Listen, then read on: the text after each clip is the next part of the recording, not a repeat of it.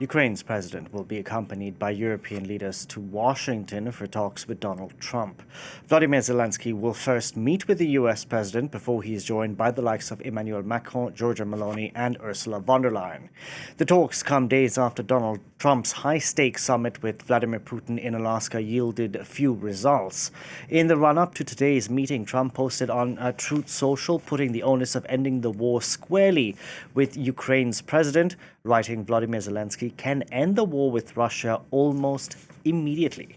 We can now bring in our international affairs editor, Philip Turle. Philip, great to see you. It seems like Volodymyr Zelenskyy is being handheld by these European leaders as he walks into the White House today. Okay, a couple of points here I think it's important to underline. The first one is there was a lot of worry, stress, but anticipation and hope that last Friday's summit between Vladimir Putin and Donald Trump would bring some kind of agreement that was opening the door towards a peace settlement in Ukraine. Well, we didn't get that agreement from those two leaders, and that has stacked the worry on the part of the Europeans that this is going to be a sewn-up deal between Vladimir Putin and Donald Trump, and that Volodymyr Zelenskyy is going to be put in front of a fait accompli, if you like, something that he's going to have to accept whether he likes it or not, basically handing over territories to the Russians in exchange for peace. But there's a lot of worry on the part of the Europeans that if that is the case, this is not going to stop Vladimir Putin, because his signature means absolutely nothing, from launching fresh attacks in the future into Ukraine and possibly into Europe, into Poland, into the Baltic states, into Finland even.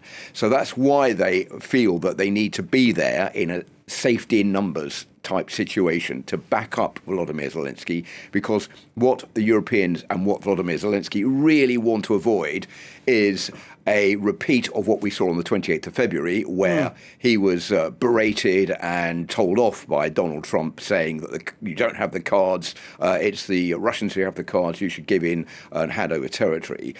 This is something that Volodymyr Zelenskyy has said he can't do, because he has to go through a constitutional referendum of the people concerned before that territory can be handed over to the Russians, and that's something that can't take place right now. So there's this feeling that, yes, these leaders have to be there. It's not only Europe, there's also the head of NATO who's going to be there as well, to back Volodymyr Zelenskyy. And all the credibility of Europe, and particularly the European Union, is in play as well, because if they come out of this with a loss, with no agreement, with the fact that this is going to be a deal uniquely between Donald Trump and Vladimir Putin, that will seriously undermine the credibility of the European Union and its ability to act as an important world power in the future. Philip, if you watched the Alaska summit, I mean, we had Vladimir Putin ride in Donald Trump's limo to the venue of the talks. Trump said he'd rate the summit a 10 on 10 with Putin. But just yesterday, we had the French President Emmanuel Macron saying he doesn't believe that Putin wants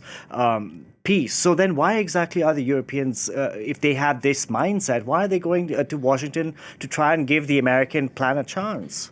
Because there's a feeling that Donald Trump will listen to the last person that he spoke to. Before the summit, the last person he spoke to was the president of Belarus, Alexander Lukashenko, obviously, who's a staunch ally of Vladimir Putin. It's no secret that Donald Trump is a fan, in a bizarre manner, of Vladimir Putin, admires Vladimir Putin. We can see it with the body language, the way that he welcomed Vladimir Putin he applauded to Alaska as he walked to him, yeah. And I think there's worry that the Europeans can't be sure what Donald Trump is thinking, because he changes his position, he changes his mind every 5 minutes.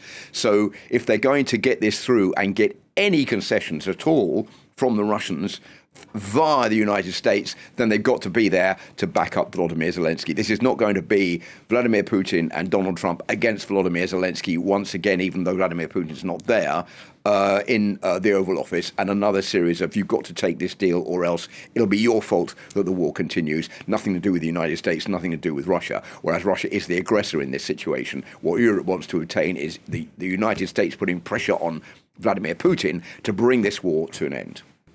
Philip, thank you very much for that, Philip Turle there.